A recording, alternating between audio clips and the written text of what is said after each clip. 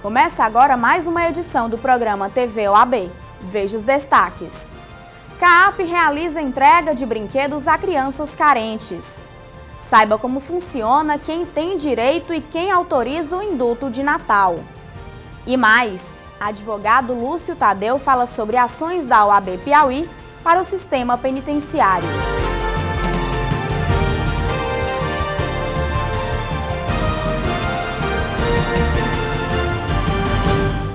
Maus tratos na casa de custódia levam discussão à Ordem dos Advogados do Brasil, seccional Piauí. Em entrevista, o advogado Lúcio Tadeu fala sobre providências tomadas pela Ordem. Olá, recebemos agora nos estúdios da TV OAB o conselheiro estadual e membro da Comissão de Direitos Humanos da OAB Piauí, Dr. Lúcio Tadeu. Vamos falar um pouquinho sobre essa questão do sistema penitenciário no Piauí, que tem sido abordado ultimamente em toda a imprensa. Eu queria saber do senhor, doutor, como a OAB tem participado dessas questões aqui no Piauí. Quero cumprimentar todos, somente os colegas advogados que assistem esse belo programa. Dizer que a Ordem, a OAB Piauí, ela age em várias vertentes. O direito do consumidor, o direito do idoso, o direito a questão dos deficientes, e a Comissão de Direitos Humanos é uma das comissões mais antigas da Ordem. E nós já estamos no segundo mandato à frente dessa comissão, onde a gente conta com um valoroso grupo de colegas que nos tem ajudado e que tem em determinados momentos participado mais efetivamente na questão dos presídios.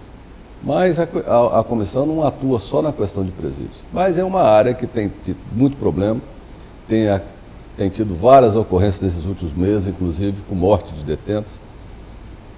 E é uma razão, me lembro bem, há cerca de 5, 6 anos atrás, ainda no início da gestão de Norberto Campelo, nós começamos a trabalhar na comissão e nos preocupamos logo em nos aproximarmos tanto dos policiais penitenciários como dos policiais civis e militares.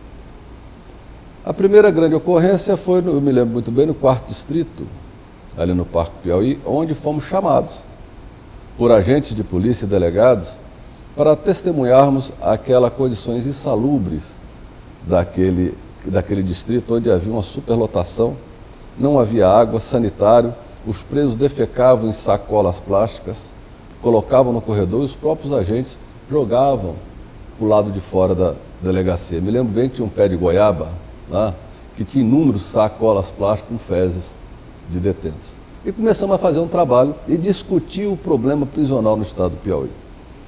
Até então era uma discussão ainda muito silenciosa. Nós tivemos um apoio intenso da mídia do Piauí, dos jornais, de portais, das televisões, e começamos a discutir o problema prisional, em conjunto com o Cipol-JUSP e também com os policiais civis que relutavam e reclamam até hoje da questão de presos em delegacias. Foi um período grande de discussão. À época, a Secretaria de Justiça muito reticente ainda para discutir o problema. Me lembro que nós tínhamos uma dificuldade muito grande de diálogo com a direção da Secretaria de Justiça. Nós, à época, peticionamos, entramos em contato com a Câmara de Deputados, quando havia sido instaurada a CPI da carceragem. Me lembro que estiveram em Teresina alguns deputados, inclusive o deputado do Maranhão, outro do Espírito Santo, e constataram uma série de irregularidades, que na realidade irregularidades que esbarram na falta de recurso, na falta de investimento no setor. E de lá para cá nós tivemos grandes trabalhos, muitas denúncias, revelamos muitos fatos que nos foram trazidos principalmente pelo Cipol-JUSP, e o mais importante, suscitamos a necessidade do engajamento tanto da esfera estadual, mas também dos nossos parlamentares federais, no sentido de se unir com o governo do estado para resolver esse problema que bate principalmente na questão de falta de investimento. Recentemente tem aparecido muito na mídia também a questão de maus tratos com os presos. Como a OAB Piauí tem agido com relação a isso? É outra vertente, porque tudo isso é uma cascata. Ou seja, aliás, uma engrenagem, um puxa o outro. Enquanto nós temos uma carência muito grande de investimentos no sistema penitenciário do Piauí, por outro lado, nós temos um excesso enorme de presos provisórios. Hoje, para você ter uma ideia, mais de 65% dos nossos presos são presos provisórios. Isso tem chamado a atenção, o próprio Ministério Público entrou na questão, o atual Corregedor-Geral de Justiça, Dr. Parlandim, também assumiu a responsabilidade de tentar solucionar o problema, pelo menos amenizar o problema. Agora, há uma necessidade de que o governo do Estado, eu tenho um pensamento particular, eu acho que o governador deveria transformar isso numa política de Estado e levar o problema para dentro do Palácio Karnak. Eu tenho dito isso há muito tempo. Eu entendo que a Secretaria de Justiça, por si só, não tem condição de resolver o problema. É um problema que depende de altos investimentos. Nós temos obras aí que tinham sido prometidas para 2010, 3 penitenciárias, ou 4, que nos dariam cerca de 1.040 vagas no sistema prisional. E efetivamente essas obras estão todas paradas, algumas canceladas, com exceção de São Raimundo Nonato, que foi concluído um presídio moderno, mas com apenas 140 vagas. Então há necessidade. E, por outro lado, advogados, mesmo não sendo ligados diretamente, ou seja, formalmente à Comissão de Direitos Humanos, tem nos ajudado muito, com denúncia, revelando os problemas, representando. Então o problema, quando você fala em sistema prisional, que é uma afronta à dignidade da pessoa humana, mas não só daquele que está preso, afronta a dignidade dos profissionais de segurança pública que ele trabalha, afronta a dignidade dos advogados que diuturnamente estão visitando o sistema prisional para atendimento de clientes, precisa efetivamente ter, nesse próximo ano, um deslanche. Eu acredito que essa determinação agora do corregedor, nós já tivemos um mutirão, mas é necessário que se encare para resolver, para julgar os processos. E ao mesmo tempo, que se traga condições para criar novas vagas no sistema prisional, principalmente para resolver o problema do calcanhar de Aquiles que eu vejo do sistema prisional, que é a carta de custódia. Tá ok, doutor. Muito obrigada pela entrevista. Mais uma vez, eu só quero aqui agradecer os colegas advogados, aqueles que fazem parte da Comissão de Direitos Humanos, como aqueles também, principalmente do Fórum Criminal, que estão diuturnamente vivendo o problema e estão levando ao OAB e ao Ministério Público seus reclames. Obrigada. Um grande abraço a todos. No próximo bloco, conheça os direitos do trabalhador e prazos para o pagamento do 13º salário.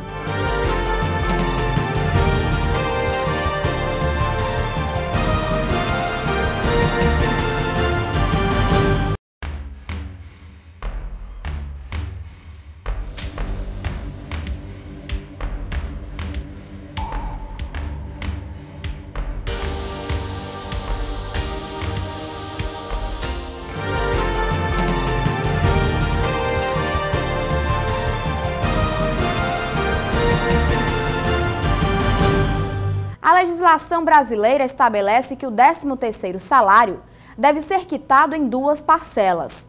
Saiba detalhes sobre o assunto agora.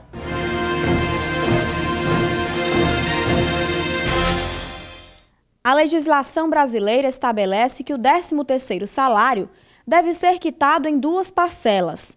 A primeira entre fevereiro e 30 de novembro de cada ano e a segunda até o dia 20 de dezembro.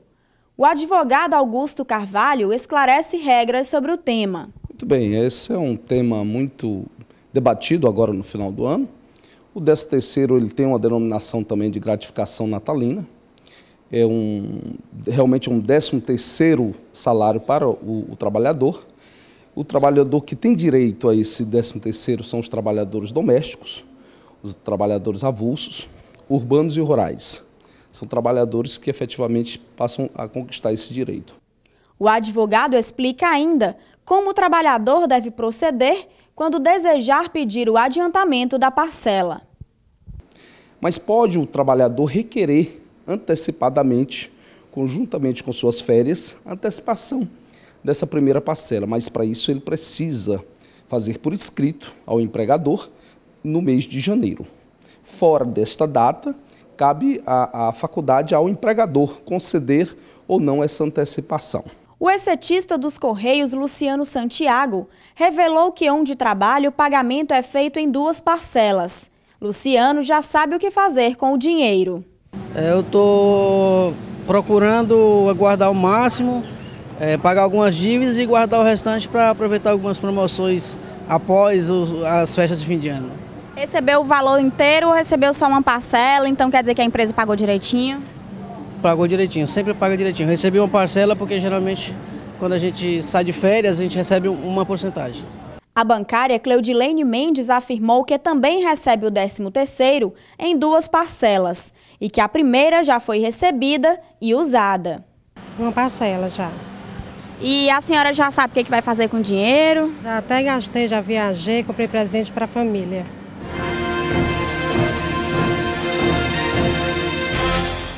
Centenas de crianças carentes da Vila Santa Bárbara participaram de uma divertida programação no último domingo, dia 9. A Caixa de Assistência dos Advogados do Piauí participou da ação social, ajudando a realizar o sonho de muitos pequenos. Brincadeiras, oficinas educativas, lanches e presentes. Foi assim a manhã de centenas de crianças da Vila Santa Bárbara no último domingo, dia 9. Os pequenos participaram de uma ação social que contou com a campanha solidária da CAAP, que neste ano trouxe o mote Um Brinquedo por um Sorriso. Então, é muito satisfatório, todos os anos a gente tem esse projeto social, onde a gente busca sempre ajudar a quem precisa, né?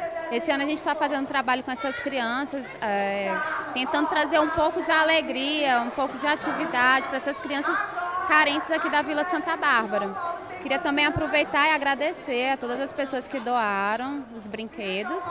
Na programação, atividades lúdicas, como brincadeiras com palhaços, apresentações, pinturas em rosto e oficinas organizadas pelo Grupo de Jovens do Planalto Uruguai. A importância para a gente é de estar cada vez mais podendo contribuir com elas na formação desde cultural até uma formação mais espiritual. Então foram realizadas 2 oficinas. A primeira foi sobre o amor de Deus para com os seus filhos, que foi o diácono, o pessoal da igreja, ministros da Eucaristia. E agora a segunda oficina foi com os jovens do AJC e do grupo de jovens de Uquinó aqui da comunidade de Santa Bárbara, em relação ao meio ambiente.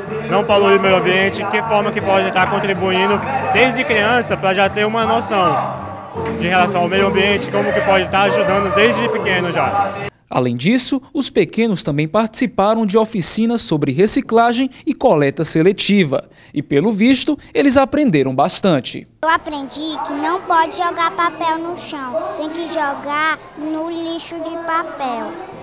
E também, quando a gente arranca uma folha de caderno, a gente está matando uma árvore. Eu estou gostando de todas as brincadeiras, da oração, e eu estou aprendendo que não pode jogar lixo no chão, que não pode fazer essas coisas. A atividade contou ainda com a Associação para a Doação dos Amigos do Piauí, a ADAMP, que foi mediadora entre o EJC e a CAAP. Ano passado a gente fez a parceria, fizemos a doação junto ao Abrigo São Lucas. E foi muito bom, o pessoal da ADAMP participou, os filiados, tanto os advogados como os jovens que fazem parte da ADAMP.